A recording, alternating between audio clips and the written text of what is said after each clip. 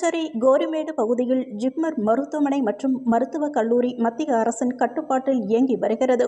இந்த மருத்துவமனைக்கு புதுச்சேரி மட்டுமன்றி தமிழகம் உள்ளிட்ட பல்வேறு வெளி மாநிலங்களில் இருந்தும் நாள் ஒன்றிற்கு வெளிப்புற சிகிச்சை மற்றும் உட்புற சிகிச்சைக்காக சுமார் 5000க்கும் மேற்பட்டோர் வந்து செல்கின்றனர்.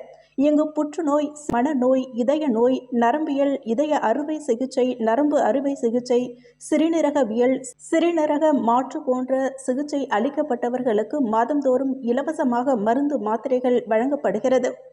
ஆனால் ஆயிரக்கணக்கானோர் வந்து செல்லும் இந்த மருத்துவமனையில் இலவச மருந்து மாத்திரைகள் கொடுக்க 6 கவுண்டர்கள் மட்டுமே செயல்படுகின்றன. இந்நிலையில் பிப்ரவரி 19ஆம் தேதி மாதாந்திர மருந்துகள் வாங்க வந்த நோயாளிகள் கூட்டம் அதிகரித்ததால் நீண்ட வரிசையில் காத்திருந்தனர். சுமார் 3 மணி நேரத்திற்கும் மேலாக ஆண்கள், பெண்கள், முதியவர்கள் நின்றதால் கடும் அவதியடைந்தனர். இதுகுறித்து மருந்தகத்தில் இருப்பவர்களிடம் கேட்டபோது எந்த ஒரு பதிலும் அளிக்கவில்லை என கூறப்படுகிறது. இதனை அங்கிருந்தவர்கள் வீடியோ எடுத்து சமூக வலைதளங்களில் பதிவிட்டுள்ளனர்.